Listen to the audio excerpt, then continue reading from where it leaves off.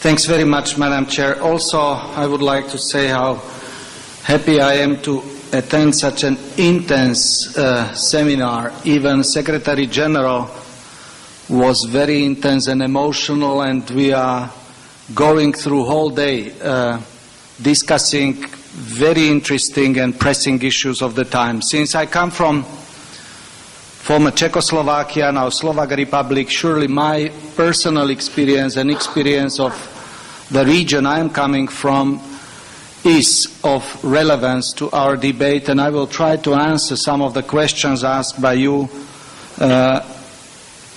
Michel, through my own optics, my own experience, not only from my country, but from Central and Eastern Europe. I know that, and probably one of the key champions of transition in Central and Eastern Europe is late President Václav Havel. And I know that organizers were thinking of inviting him to share some of his ideas how popular movements transition to standard political landscape went from his point of view, but unfortunately he passed away just a couple of weeks ago. But he reminded us, and there was global attention to his personality, what politics is all about, what responsibility is all about, what basic human values are all about. And last act of Václav Havel, who was quite ill, was quite symbolic. He was signing a letter of solidarity with political prisoners in Belarus. Václav Havel, till end of his life, was interconnected with those who struggled for normal life, and he stuck to his original work, which was called Power of Powerless. And Václav Havel, I think that if he would be with us, on one hand he would stimulate very interesting debate, but on the other hand he was not an expert on political parties. Václav Havel won 3 times presidency, but he was never chairman of any political party. So he was a rather unusual politician, and that is why I think he was able to challenge thinking of people about pressing issues of the time till last day of his life.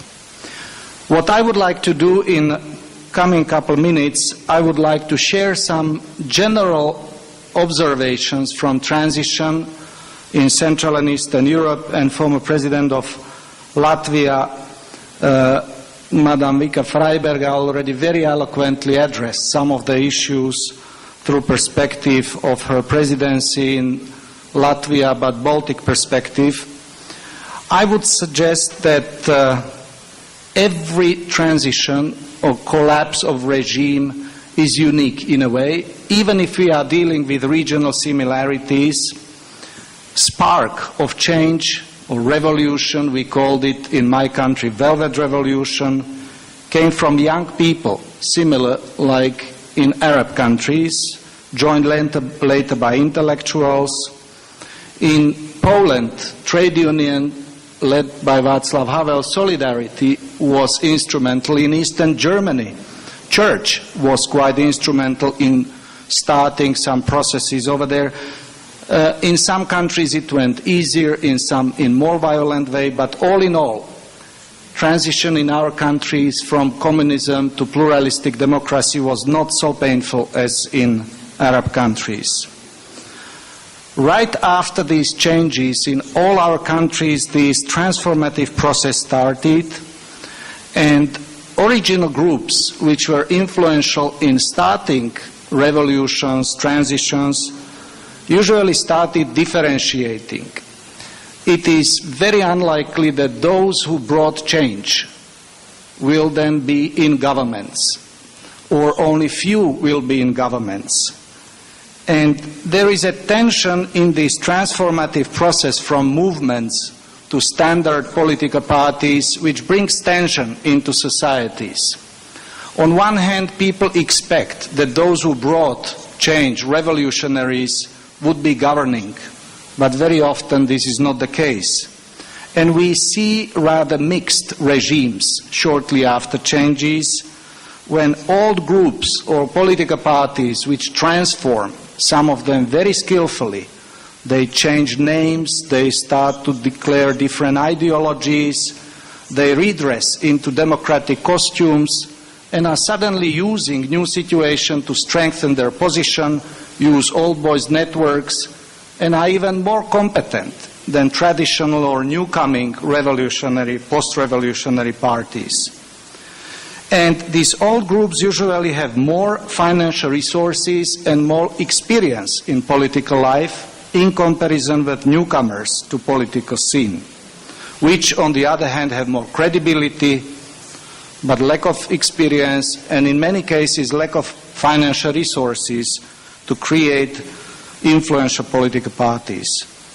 In all of our countries, phase of disillusionment comes, because transition from one system to another, from controlled to pluralistic, in all cases was bringing economic downturn, social inequality, and populations are starting to be nervous whether the new system, democratic system, is good system or is just some variation of previous one when you do not have one but multiple parties doing practically similar things as previously, in our case, Communist Party did.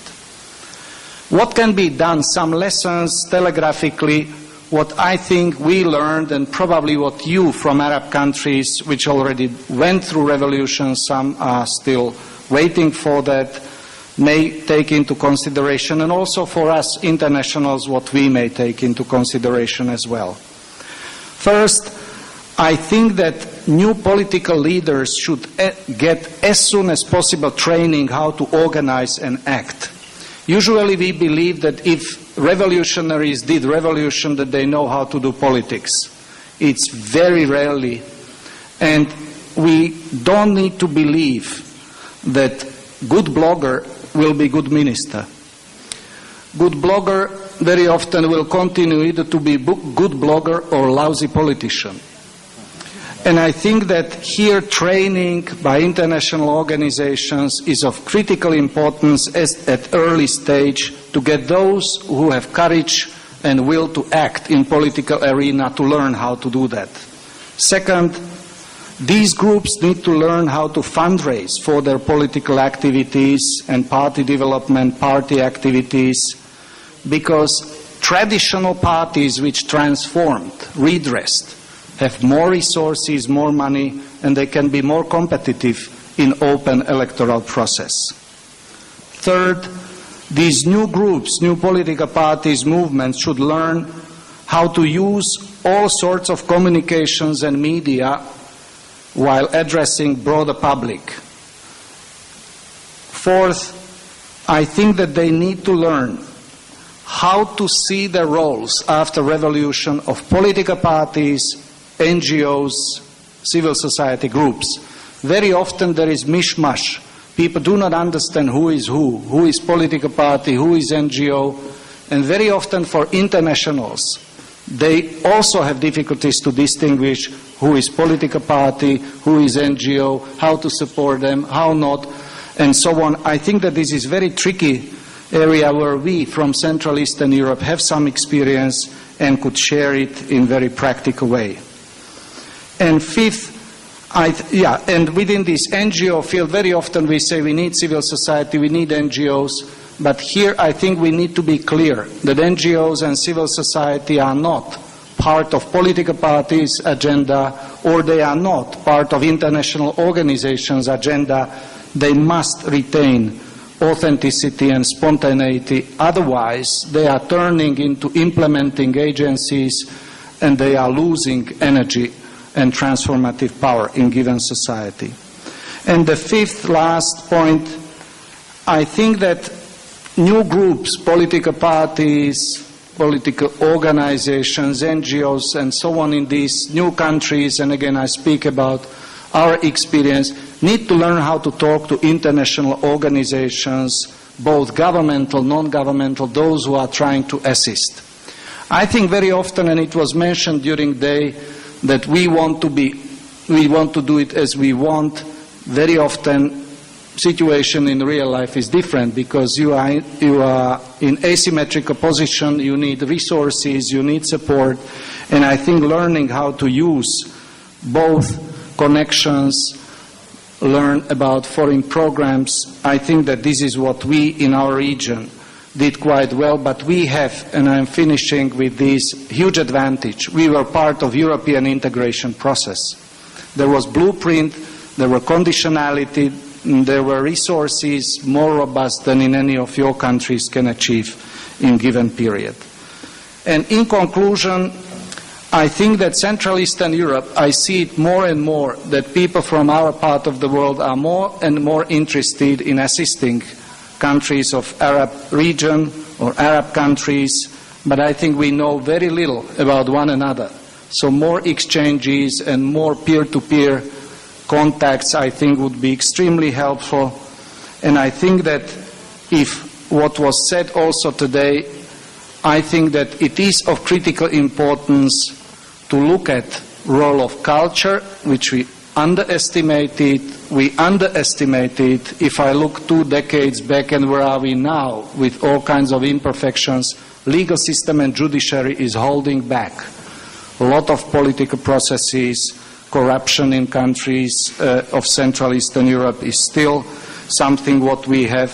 But all in all, I think that also today I saw that there is enormous will among you from the region, but also from various parts of the world to develop cooperation and help one another in interconnected world. Thank you very much.